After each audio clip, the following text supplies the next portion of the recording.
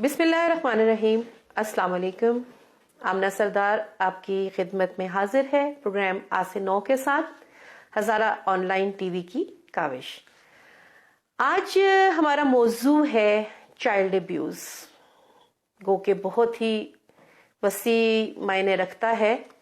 ہم اس پر بات کریں گے، لیکن ہو سکتا ہے کہ ہماری یہ بات ایک نشست میں ختم نہ ہو اور ہم مزید اس پر ڈیبیٹ بھی کریں، بات بھی کریں، اور آپ لوگوں کی آراء اور آپ لوگوں کے خیالات اور تجاویز کے منتظر بھی رہیں گے ساتھ ساتھ، اور شامل بھی کریں گے انشاءاللہ ان کو. چائلڈ ابیوز اب ایک بڑا وسیع لفظ ہے. اس میں ہم یہ نہیں کہہ سکتے کہ اس میں ہم صرف جنسی تشدد کی بات کریں. اس میں نگلیکٹ بھی ہے. سب سے پہلے جب بچے کی ذات کی نفی کی جاتی ہے، جب ایک بچے کو وردی نہیں سمجھا جاتا، جب اس بچے کو یہ کہا جاتا ہے تم کسی کام کے نہیں ہو، تم کسی قابل نہیں ہو، تو یہ بچے کے ساتھ سب سے بڑا چائلڈ ابیوز ہے. نگلیکٹ، اس کو زیرو کر دینا، اس کی کارکردگی کو، اس کے کام کو، اس کی شخصیت کو. یہ ہمارے گھروں میں عام ہو رہا ہوتا ہے. ہم ایک بہن بھائی کی مثال دیتے ہیں کہ وہ دیکھو وہ بھائی کی بہن کیسا ہے، کیسی ہے، اور پھر دوسرے کو اس کی، تو وہ بچہ انتہائی دباؤ میں چلا جاتا ہے، نفسیاتی دباؤ میں چلا جاتا ہے، پریشانی میں چلا جاتا ہے، اس کی پوری شخصیت متاثر ہو جاتی ہے. تو یہ چائلڈ ابیوز کی میں سمجھتی ہوں وہ سب سے عام قسم ہے جو ہمارے گھروں میں ہو رہی ہے. اس کو ہمیں دیکھنے کی ضرورت ہے. خاص طور پہ ماں جو ہوتی ہے وہ اپنے تمام بچوں سے بہت قریب ہوتی ہے، تو ماں کو یہ دیکھنے کی ضرورت ہے کہ میں یا میرا گھر والے کسی بچے کے ساتھ کوئی زیادتی تو نہیں کر رہے. اگر ہم گھر سے نکلیں اسکول میں جائیں تو اسکول میں وہ ایسا ہو رہا ہے، فیوریٹزم ہے. ٹیچر کلاس میں بیٹھ کے کچھ بچوں کو بڑا ایڈمائر کر رہے ہوتے ہیں، ان کی تعریفیں کر رہے ہوتے ہیں، اور کچھ بچوں کو وہ ہر وقت ان کے ساتھ ان کو ڈرا رہے ہیں، دھمکا رہے ہیں، ان کو لفٹ نہیں کرا رہے. تو یہ جو ہے یہ نگلیکٹ ہے. یہ بچے کی شخصیت کا سب سے وہ پہلو ہے جہاں پہ وہ متاثر ہوتا ہے. اور جب بچہ متاثر ہوگا، نفسیاتی دباؤ میں آئے گا، وہ کیسے ترقی کرے گا، وہ کیسے پڑھے گا.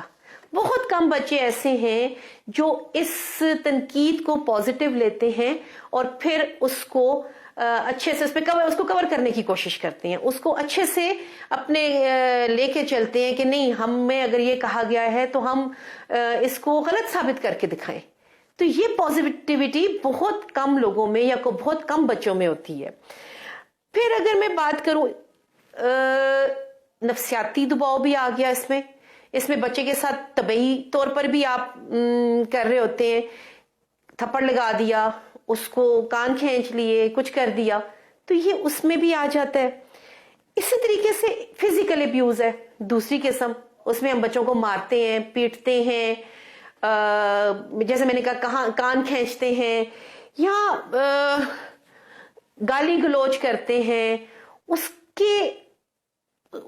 کو تکلیف دے رہے ہوتے ہیں، اس کو ٹارچر کر رہے ہوتے ہیں، چاہے فزیکلی چاہے نفسیاتی طور پر. تو یہ وہ بچہ بہت زیادہ فیل کرتا ہے. آپ بہت چھوٹا بچہ جب وہ چلنے لگتا ہے، بات کرنے لگتا ہے، بہت سارے لوگ میں دیکھتی ہوں کہ نئے بچے جب بات کرنے لگتے ہیں تو ان کو یوں ڈانٹتے ہیں، تو بچہ وہ رونے کی شکل بناتا ہے، تو سارے اس کو بہت انجوائے کرتے ہیں. آپ تو انجوائے کر رہے ہیں، لیکن اس بچے کی شخصیت وہیں سے متاثر ہونی شروع ہو جاتی ہے کہ ابھی ماں نے تھپڑ مارا، اگلے لمحے اس کو پیار دے دیا. یہ نہیں، ایسا نہیں. اگر پیار ہے تو پیار سے ہی بتائیے. ڈانٹ ڈپٹ کرنی ہے تو پھر اسی کو صحیح طریقے سے کیجئے تاکہ اس پہ اس کا اثر تو رہے، کوئی خوف اس کے ذہن میں رہے اور وہ آپ کی بات مانے اور آپ کی بات کو سمجھنے کی کوشش کرے.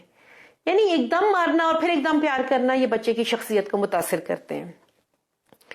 پھر میں بات کروں گی سیکشول ابیوز کی، جو آج کل ہمارے ہاں اتنا عام ہو گیا ہے جس کی کوئی حد نہیں.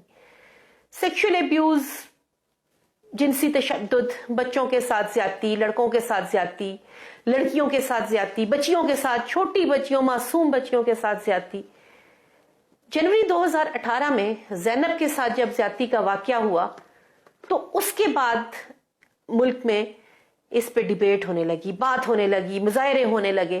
حالانکہ یہ سیکشول ابیوز کوئی نئی چیز نہیں تھی, یہ بہت پرانی چیز ہے, یہ پہلے سے ہوتا آ رہا ہے, لیکن ڈیبیٹ اس کے اوپر اب ہوئی. پھر ٹھیک 1 سال کے بعد فریال کا واقعہ ہوتا ہے, جو ہمارے ہزارہ میں ہوا. حویلیاں کی بچی 3.5 سال کی بچی تھی, 4 سال کی بھی وہ نہیں تھی. اس بچی کے ساتھ یہ واقعہ ہوا. زینب کے قاتل کو تو جو سزا ملی, اس کے بعد لیجسلیٹرز جو ہیں وہ ہو گئے مستعد تمام اسمبلیز کے کہ اب ہمیں اس کے اوپر کوئی قانون سازی کرنی ہے.